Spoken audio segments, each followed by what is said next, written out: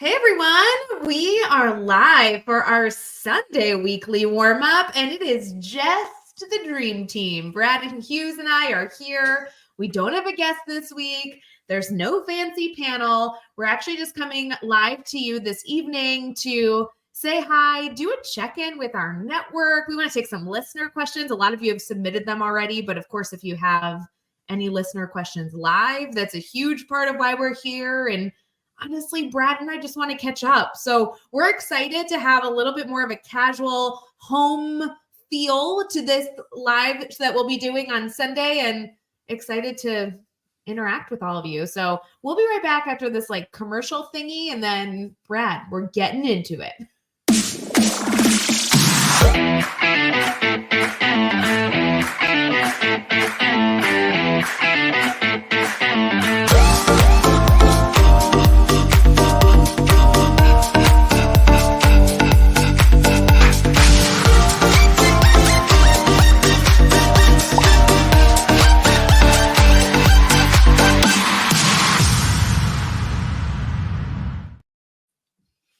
Hey everyone, happy Sunday. Brad, how's your Sunday going? Sunday's been fantastic. A bit of a rainy, drizzly day here in Southern Ontario, but we turned up the energy this afternoon. We had an opportunity to see Taylor Swift's Eras Tour in the cinema tonight and had a Yes. fantastic time. How about you? Wait, we have to talk about that because the girls and I went yesterday, and I feel like that was the vibe. I was like, girls, what should I wear for the show? And they're like, a red lipstick. And I'm like, actually, Taylor Swift rocked it for 3.5 hours on like movie. Maybe I'll try some red lipstick. It was an amazing time. We had littles and bigs dancing in the seats, dancing in the aisles. A group of four littles got up about two-thirds of the way through the show, and they went down to the front of the theater. And just in front of the big IMAX screen, there's kind of a stage area. There's also a little gated area where a guest using a wheelchair could be. Because that area was empty, they created their own little stage. And so I think it was during the folklore era, and Taylor was cooking on the screen, and these little ones were just dancing little hearts out, and it just a wonderful opportunity because we couldn't get tickets, of course. I mean, ticket holders are so fortunate, but we tried to get tickets. These were the closest tickets we could get, Ray, and boy, we had a great time. Yeah, I would love to hear in the comments if anybody went to see the Taylor Swift Eras movie, because no kidding, it was kind of a surprise to our girls to be able to see it this weekend. We went Saturday morning, which is like a weird, I don't know. Saturday morning is normally a time that I would intend to go see a movie. Yep. But okay, I'm not trying to be dramatic, Brad, but like I loved it. And I don't know what particular thing. I don't consider myself a huge Taylor Swift fan. I'm like not anti-Taylor Swift. I just like don't often listen to her music, but I super respect the impact she's been having, and that fascinates me. So seeing her on stage, there was no documentary style. It was not like she spoke. It wasn't what I thought it was. It really was just a recording of the tour, Right. of one concert she did in LA. And I was so impressed. First of all, the backup dancers were amazing. The backup Right. vocalists were amazing. She made me tired watching her kill it. I'm like, I don't know. I just thought the people that were involved in that crew just looked like great people. I don't know. I agree. That was one of the things that we found so captivating. We were fortunate to have seen the Red Tour, and then we saw the 1989 tour. And what we loved about the Red Tour was how interactive Taylor was with her band and with her dancers and with her backup or her backup vocalist. This brought it all back to the front. So she was constantly surrounded by talent and talent of various shapes, sizes, genders. It was incredible. The talent was out of this world. And Taylor obviously was having a fantastic time on the stage. It was the SoFi Center in California. And like you, Ray, we wondered, how the heck does Taylor do this night after night after night? By the time her tour is finished, it's going on for 3 years of nightly concerts, just laying it all out there. Boy, I want to find out what her wellness routine is to be able to recoup all of that energy she's expending on the stage. Yeah, it did feel very modern in terms of everyone represented, which I was just thrilled. Like, I love when that's not something I question. And Mhm. point blank, her entire crew was just all ages, all sizes, all races. I just thought it was fabulous. Also, as a former dancer, I love watching a good backup dancer. These dancers were killing it. And like I said, I have great respect for the impact Taylor Swift is having. And I thought she just did a great job coming across as a confident, powerful woman. And I don't mean to say that, gosh, in this community, we're surrounded by people like that, but Sure. I felt empowered leaving, and it was just a music concert. Like I felt like it could have been like a keynote of like empowering women, but instead it was a vocalist, performing. And I walked out being like, I think I can rule the world after this. It really, whether it's a concert in the cinema, there really is something about being surrounded by an audience, and you're there for a purpose. You're there to celebrate the work of the artist or the work of the filmmaker, or if if you see a theater, you're there to celebrate the expertise of the company. And just it really is wonderful to share that experience with a collective audience of all ages, and you're all there for the same reason, to cheer on and celebrate one of your favorite artists. The only thing I would say is that I wish it was in 3D, because that would have made it even more immersive. So, Taylor, if you happen to be watching the Sunday Weekly Warm-Up, first of all, you killed it. You killed it on the Eras tour. And second of all, if you can remaster your incredible, fantastic, mind-blowing Eras experience into 3D, I would see it over and over again. Oh, see, Taylor, we don't know that everyone will see it over again, but at least Brad Hughes will see it over and over. It's funny, Brad, I know that we should get off this topic and like continue to say hello to everyone in the comments. I know Brian's here, Andrea, like it's so good. Bree's here. So good to see all of you. The only other thing is that when we were at the cinema, the beginning trailers were like totally off in terms of, I guess I don't know how it works, but like they weren't being projected correctly. There was like an error made in the film. And there was a moment where Maya, my oldest, turned over to me and she was like, are we supposed to be wearing glasses? Because it was like kind of pixelated out. And I looked at her and I was like, maybe. I feel like everybody would know that. I'm looking around. I'm like, no, I think it's an error on the screen, not an error with our engagement. But it was really funny. You said 3D, because I'm like, we kind of wondered if it was in 3D because the screen was messed up. Ray, is there any chance that the pre-show was sponsored by or brought to you by your local optometrist? Maybe tricking the audience into thinking they had kind of a vision problem. Brought to you by, I don't know. Missed opportunity. Right. Let me tell you, Brad, you are always spot on with those puns in marketing. This was a missed opportunity. I'm glad that they had the projection all figured out by the time Taylor and company got on the screen. That would have been a huge disappointment. And boy, what an awesome experience. That was for sure everyone in the entire theater's fear. I'm like, they are going to figure it out, friends. They'll figure it out. Anywho, so well, that's fun. So you did that this weekend. You actually just did that recently, like today, right? You saw that? Yeah, this afternoon. Okay. How was the rest of your weekend? Anything fun? Just a great weekend. We closed up we have a seasonal trailer, and we closed it up last weekend. We dodged the raindrops, and we managed to close it up without getting too wet. And this is actually our first weekend at home since early May. So May to October, we weekend at our trailer, and now October shifts into time at home. So time to get a little bit caught up on schoolwork. I dipped into that. I got a new book and started reading that as well. Some hockey on the weekend to watch, and this evening, Sunday Weekly Warm-Up, of course. So fun. There you go. I like that. That's awesome. Yeah, we kind of had Brad, I feel like you were vicariously with us in spirit all weekend, because our weekend was this Taylor Swift movie. Mm-hmm. We kind of had a relaxing few pockets of time. We decorated for Halloween, things like that. But we spent, and I wish I could be more dramatic, but it's the truth. We spent like 6 hours on Saturday night, no technology, and everyone painted at the kitchen table. Like, it kind of happened on accident, and then all of us were just like enjoying the time. But if any of you are looking for a weekend activity, none of us are artists. I don't really know what sparked this. I picked up watercolor literally last week just to kind of relieve stress, because I was seeing a lot of videos of amazing people. And my theory was, I could make a mistake 100 times. No one needs to know. Maybe it'll be relaxing. I do enjoy art. I know you for sure enjoy art. Sure do. But literally, our 6-year-old and our 10-year-old just completely were immersed in doing a painting, letting it dry, gave them a break to run around the house, and then came back. And we probably made like 30 watercolor paintings. Like, I don't know what we're going to do with them, but like, it was so cute that the girls were like learning strategies, and it was so fun. You would have loved it.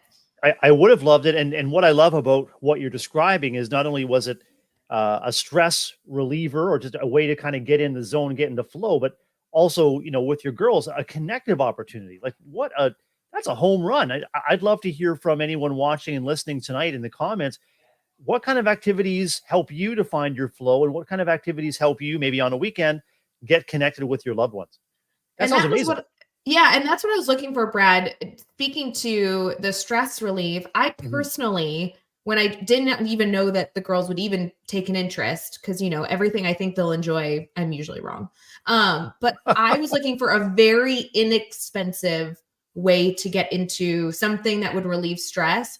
And Brad, I bought a watercolor notebook. Was the most expensive thing I bought. It was $5.19. I bought a $2.25 thing of like watercolors. And I bought a brush set that was like $3, and it came with like, of course, a lot of brushes. Yep. And my thinking was like, oh, I'll kind of fill a book with artwork, and if it ends up being trash, then I'll throw it out. Like, it's not a big deal. But then when the girls were interested, we actually went and bought watercolor paper so they could like rip it out and like do something with it. And that in and of itself, that was still only like $7. This was like the cheapest activity of all time.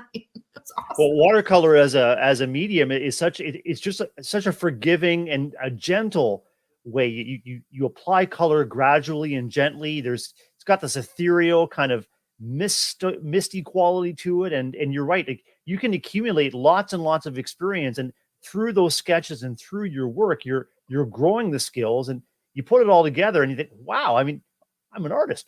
Well, and if you mess up, you just add water. Like, right. I feel like there's no way to mess it up. And I don't mean to like put my own problems on people that are listening in our Teach Better network, but when I'm doing anything like my life, I needed a stress reliever that I could not get wrong. And I'm somebody who likes to define things as right and wrong. That's a fault I have. I'm working on it.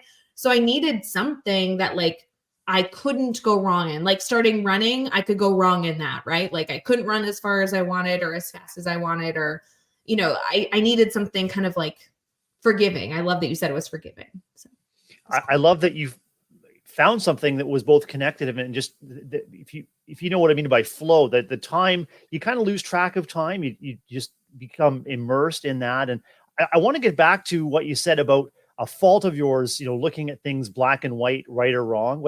What I challenge you to do is talk with me about the flip side. Like, what's the bright side of that? What kind of superpower do you have where someone who does seek that clarity, that black and white, right or wrong, there's got to be a bright side to that.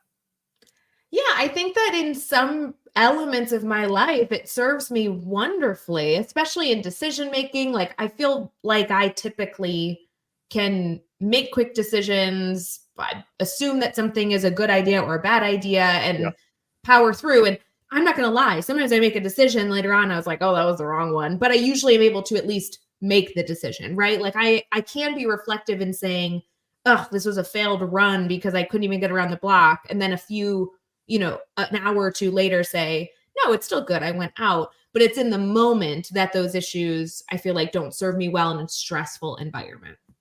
There you go. And I know you well, and I know that you make those decisions, and you're committed to failing forward. I mean, you're learning through practice, and you accept that, the only, a worse decision is not making a decision at all, because then everything is jammed up. And I can be guilty of overthinking, and I tend to be very collaborative in my decision making, but sometimes, especially when under stress, I kind of over collaborate because I find it so hard to make a decision. I'm getting better at that. That's something that, being more decisive and taking a risk and making a decision so we can take the next step and learn from that too. That's something I continue to work on too. But, we're all trying to get better and better at what we do. No, but this is exactly, well, not exactly, because there's a million reasons, but this is why I feel like we work well together. Yep. Because I'm typically eager to get an answer and move on. And you are so collaborative. And I love that because I don't even think sometimes to bring in certain voices. And you have that foresight to say, all right, we're in this discussion. An answer isn't needed right now. So let's actually choose to better ourselves by being collaborative. So again, one of the many reasons I love hosting this show with you and working with you on the Teach Better team. Oh, likewise. It really is a dream team. All right. So Brad, I know we're going to do listener questions today. So a few things that I want to pose to our community here. First off, it's Sunday, so we want to wish you a wonderful weekend and an amazing week ahead. Tag a friend if you are in the comments watching right now that you think might benefit from any sort of listener question or any sort of discussion. We want to make sure we're discussing with you here in the comments. That's why we don't have a guest. We just wanted to have our family together. I'm going to start by posing a question I have for Brad. Then we're going to transition into our discussion time. And during that discussion time, we have two options. We're either going to answer listener questions that you guys have already submitted, via email or DMs, like we do have a bank of those. Or if any of you have a specific question, whether it be personal, professional, whatever, that you want us to discuss on the show, my guess is we'll probably go through a few. So throw them in the comments. We'd love to hear from you. It can be anything. One of the best questions I heard someone email me, or I read someone email me the other week was, hey, I feel like I know the answer to this question, but my counterparts don't. Like I'm working with colleagues who don't consider this. So even if it's not a question you have and you just think it's a great question that can serve our community, throw it in the comments. You have a few minutes to do that. Brad, I have a scenario that I'd love to pose to you to kick off this conversation before we hit transition. Are you up for it? Absolutely. Okay, so I can't really give you too many details, but I just came through a discussion with Matt right before the show where he was having a frustrating matter at work. And I was like, actually, that's a really interesting question for educators to consider. So his issue at work sparked my question. Essentially, what he was experiencing is he tonight was like, I have to work a little bit when the kids go to bed because I just got an email that somebody very, very important who I respect and need to impress wants to know when I can meet with them. And they're either going to meet with me. They gave two options, tomorrow morning or Thursday. And he was like, I need to figure out which time I'm going to say I can do. And in my reflection, I'm like, oh my God, I've had that so many times as an educator. My initial gut is solve it as quickly as possible, like meet with them right in the morning. But maybe that isn't always what you should do. I'd love to hear your thoughts on this. My typical response is to draw it out and to postpone it, especially if it's coming on a Sunday, knowing that for me personally and for the school that I serve, just getting ourselves up and running on a Monday morning and getting the week ahead, that can be consuming enough. So that's my take is I would put it off until Thursday. However, knowing the situation that Matt is describing, it's someone that he cares about, that he respects, and that he wants to impress or he wants to connect with. Finding the urgency and finding the opportunity to meet sooner than later actually would probably serve him well. Even as we discussed a few minutes ago, even if everything isn't fully formed, you have an opportunity to start the conversation, and then if you can get together on Wednesday to follow up, so much the better. Yeah, it's interesting, Brad, that he leaned much more towards your opinion, and I asked him why, and it gave me a lot to think about as a teacher, because I feel like as an educator in the classroom, I don't get requests to meet from people that I don't feel a very strong urge I need to solve their question quickly. I don't feel like maybe on the team, if you message me on a Sunday, I know it's okay if I don't respond until Monday. Right. It's not the end of the world. But as a classroom teacher, the only people contacting me are colleagues, my boss, my principal, a parent. I don't feel like I have the luxury of not feeling stress and importance behind that message. Sure. And so when I initially do what I always do, which is, yes, how can I help you respond immediately? I'm not always prepared. And that preparation is very similar to what you said. Monday mornings are crazy. Am I considering that? What is the question going to entail that I have in front of me? Do I need to prepare anything so I can bring something to the meeting? And I always think of that stuff like right as I'm walking into the meeting. like I'm stepping foot into the conference room and I'm like, was I supposed to bring notes? So I think it's interesting as an educator, maybe this is the reminder to lean a little more like Brad, not to put things off because you're unwilling to answer. That's not at all, but to put things off so you feel prepared. And so the emotions can kind of dissipate and everyone can approach things with a little bit more of a logistical approach versus an emotional approach. You know what I mean? Especially as a principal, you know this, people come in hot and heavy. You know what I mean? Oh, 100%. And one of the gifts that I think I can bring to any situation is just to try to find the calm, just to find the calm in intense situations, help the person or the people with, coming in hot, just unpack what's on their mind. And maybe that's where Matt, or maybe where this situation, we could find a happy medium. Maybe it's a phone call on a Monday to gather some initial information without sort of the pressure of meeting in person. And then tabling the discussion until Thursday, but each person leaves the phone call with some information and some to-dos to come back together on Thursday.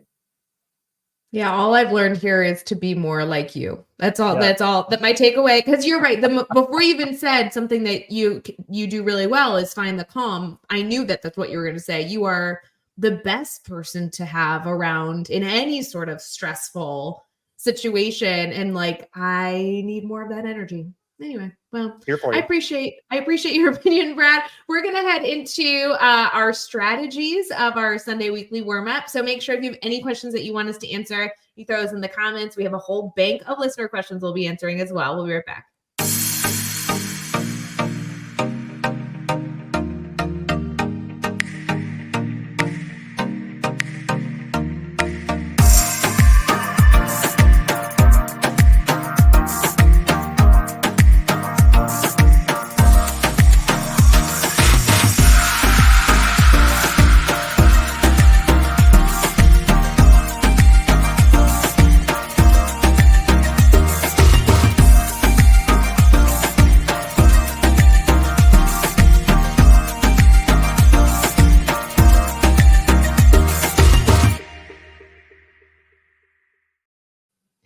Hey everyone, we are here for our Sunday weekly warm-up, transitioning into our Sunday strategies. I do want to give a special shout out to Brad that we have a new segment coming up soon that he has already preloaded, which by the way was my job and I didn't do it. So thank God for Brad.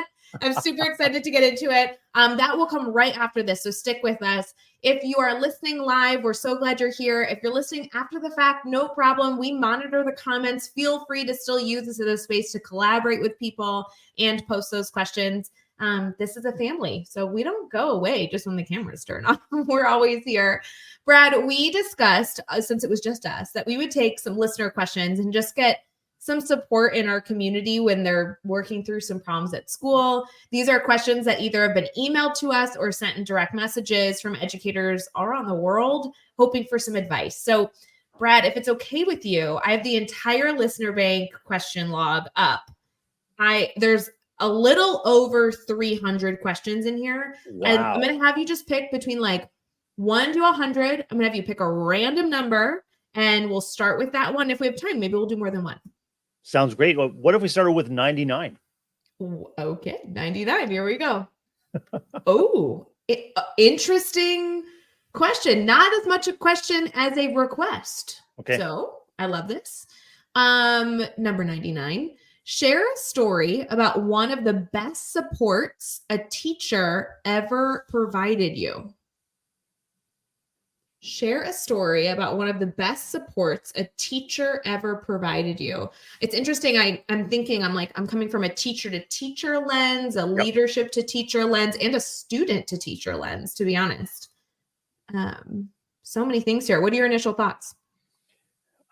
I think of the support that I receive every day from the staff that I serve, just in our moment-to-moment interactions.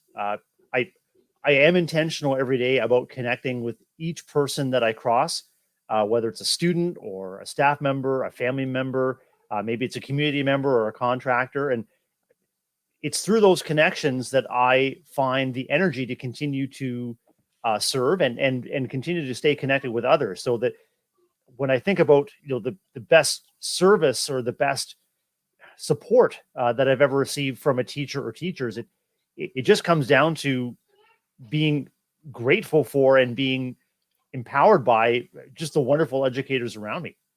Yeah, you're right. The people that surround us absolutely fuel me in a lot of ways. I think that that's a great one. I think my route was maybe a little too specific. Uh-huh. Because when I was thinking of the best support a teacher ever gave me, I literally took myself back to when I was a 7th grade student in Field Middle School, which is located in Northbrook, Illinois. And I had this really crotchety woman as my special education teacher. And I had an IEP and I was with her a lot. And I did not understand why I was with her a lot. I didn't understand. Essentially, I just knew that anytime I was with her, I was a dumb kid. And she also just like was older. And so my perception was like, so she's not cool and I'm dumb. What a good combo. Like really, really ridiculous. But do you know what? I could draw you a picture, Brad. I vividly remember exactly where her room was and where I sat when she showed me how on the computer to get it to read text out loud to you. Mm-hmm. I will never forget it. It changed my life, but it also is a tool I literally use to this day. Yes, the tools have updated, but we had a computer, I had a laptop. I don't know if it was like mine or it must have just been in her room because I don't think we were 1-to-1. And she showed me how to like have text read out loud. And forever then, that is something I have leaned on. Yeah. So I'm like, that was the best tool. That was the best support a teacher ever gave me. One of our viewers is mentioning the power of positive parent phone calls, especially at the end of a day, at the end of a busy day. And what we know about memory, Ray, is that we often remember and hang on to maybe the most stressful or emotionally intense peak of our day, but certainly that also corresponds with what happens at how we finish our day is often what we focus on. It's that recency bias, and if we can make that shift, if we can make that recency bias shift to positive connections with parents, what a wonderful gift. Yeah, I'd love to see more comments like that, sharing something that gives you support. I love parent nice phone calls. That's always good. That's a good one. Brad, do you want to pick another listener question? How about you pick this time? Okay. Oh my goodness. All right. I'm picking 20. 20. No, 20 is. Oh, hold on. How do you approach other educators who are always negative? Oh. Okay. Question 20. How do you approach other educators who are always negative? Ooh.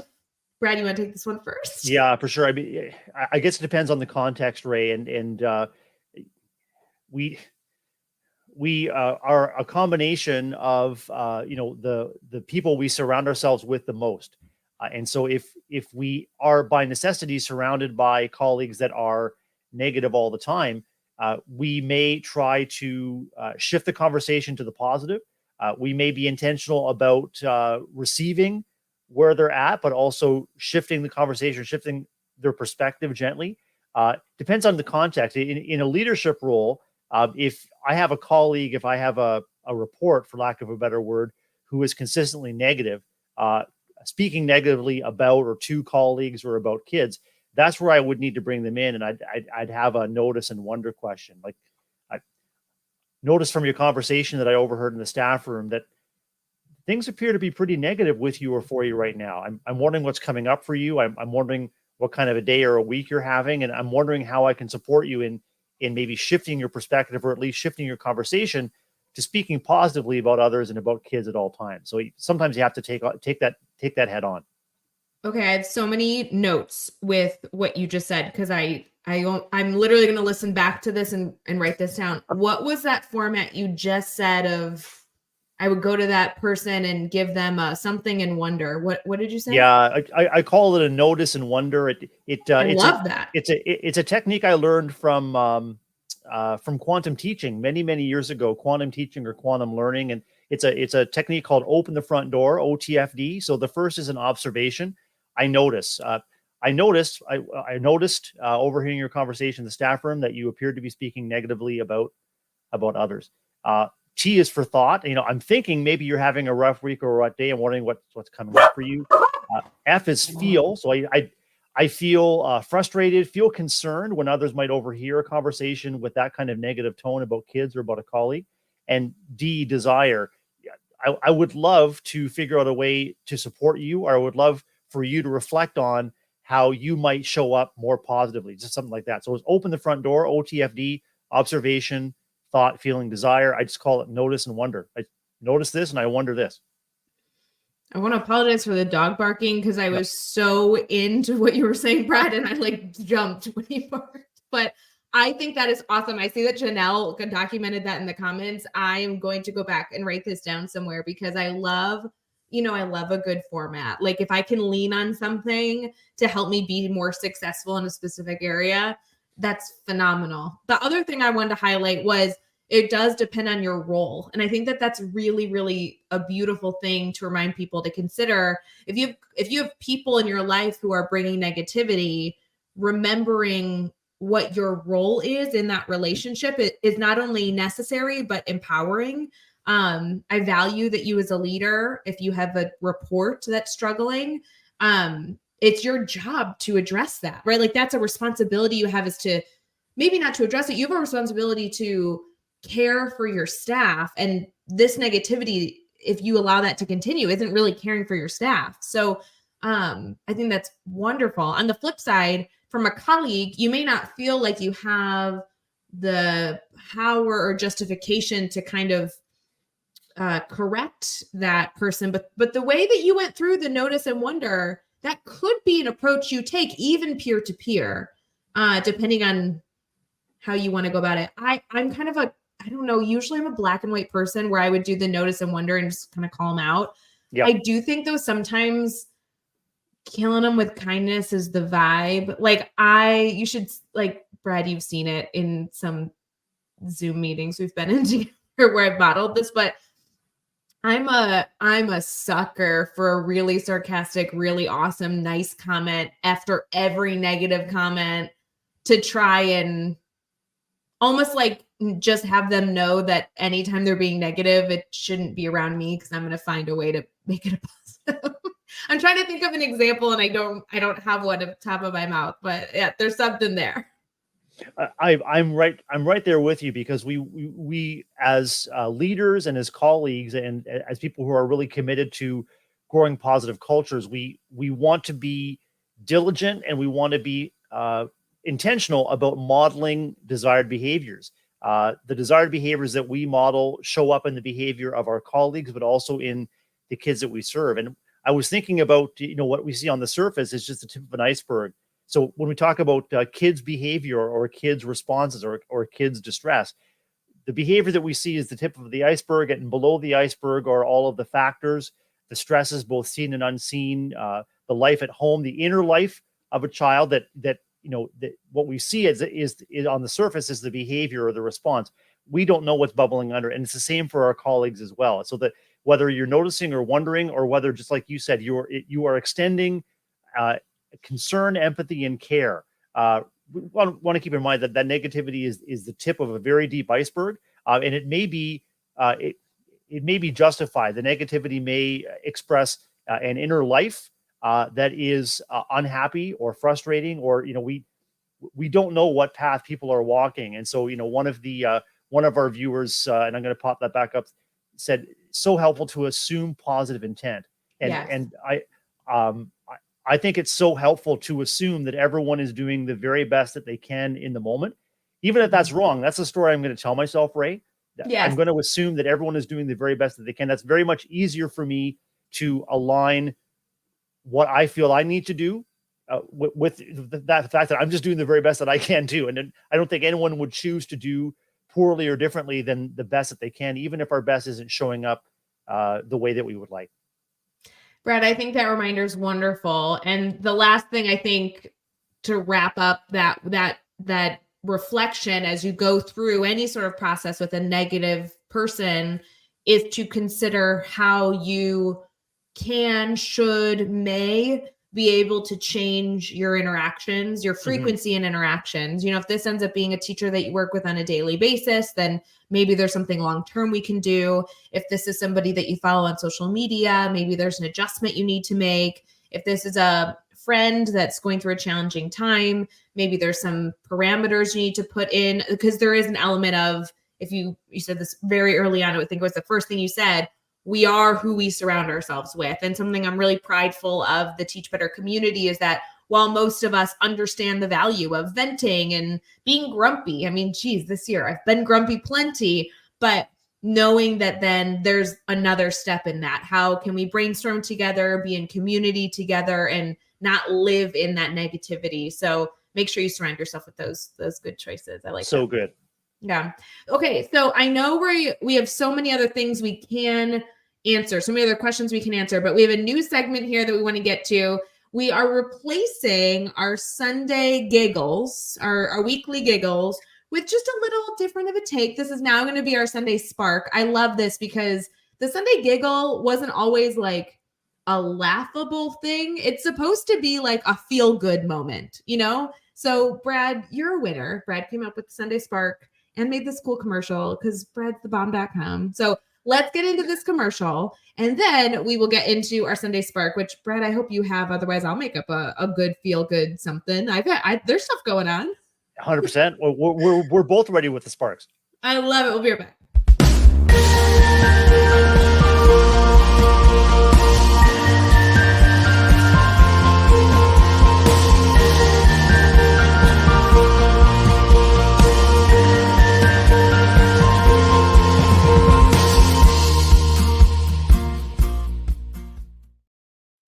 That had such a good Sunday weekly warm-up vibe. Brad, a round of applause for you. I love that commercial.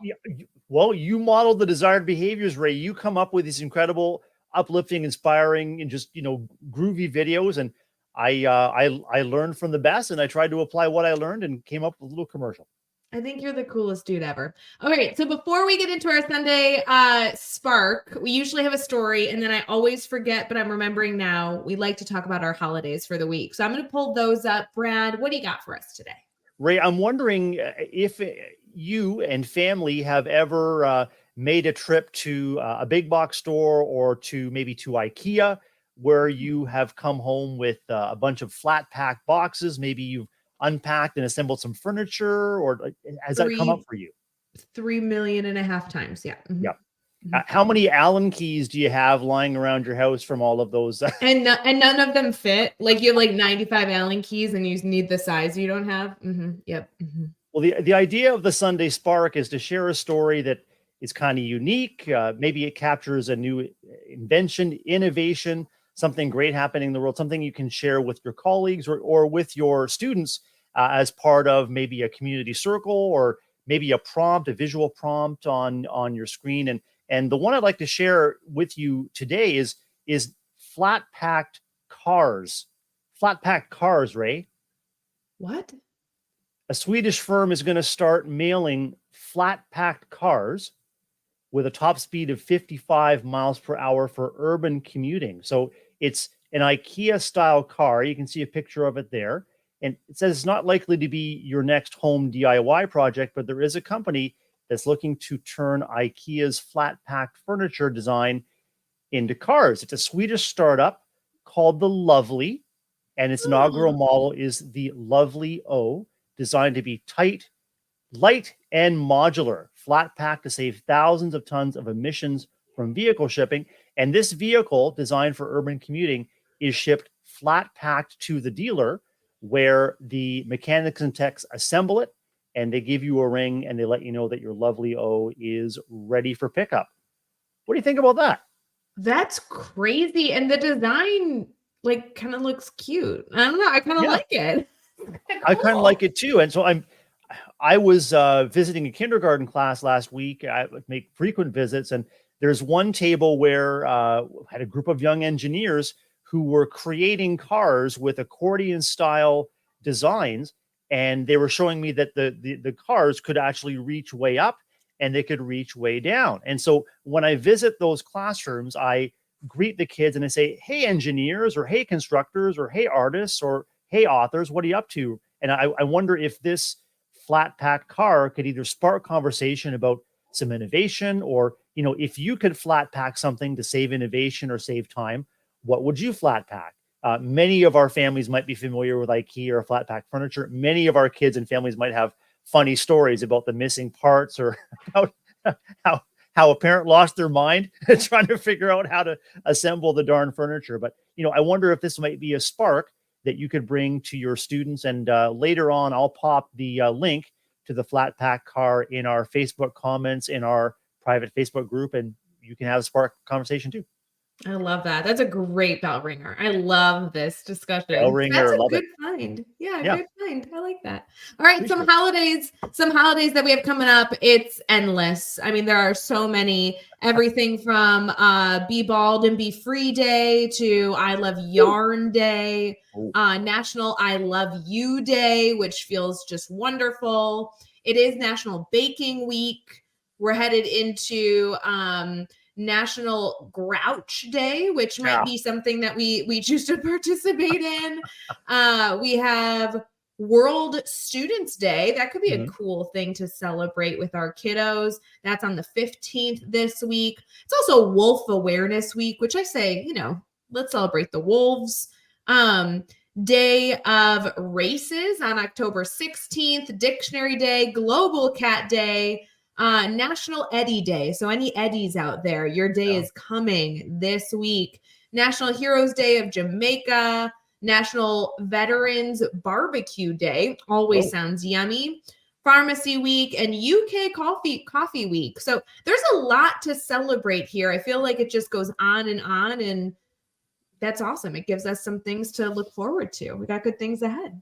I think those celebrations could be great to incorporate into those bell ringers as well, Ray. Maybe they could lead to a writing or a visual arts project, maybe some poetry about, poetry about your favorite baked goods, or maybe it could be a Google Slides presentation about, I love Day of the Student. I love Students Day because, we talk with our kids and we share with them in our school that, we as educators, we're here for you. We're here because of you. If it wasn't for you, there really wouldn't be a reason for a school. There wouldn't be a reason for us to show up. And so I like to turn that on its head and let students know that we are there for them, and we are grateful for the opportunity to serve them. And what a great way to highlight the incredible students around us than by celebrating Students Day.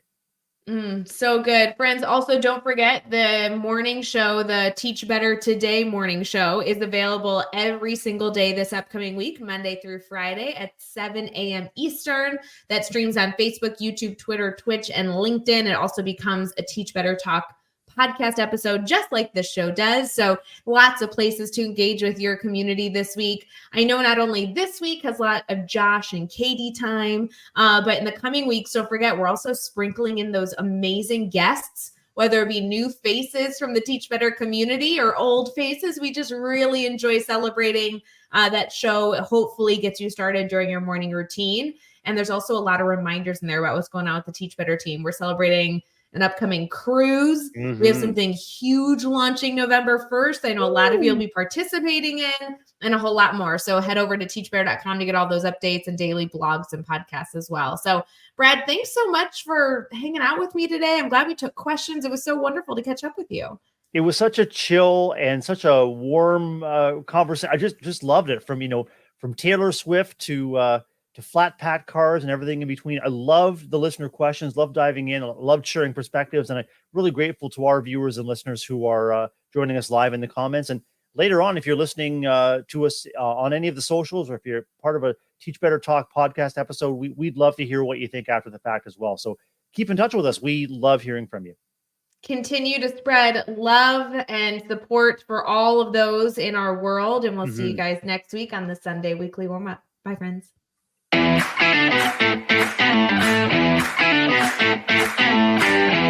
Thank you.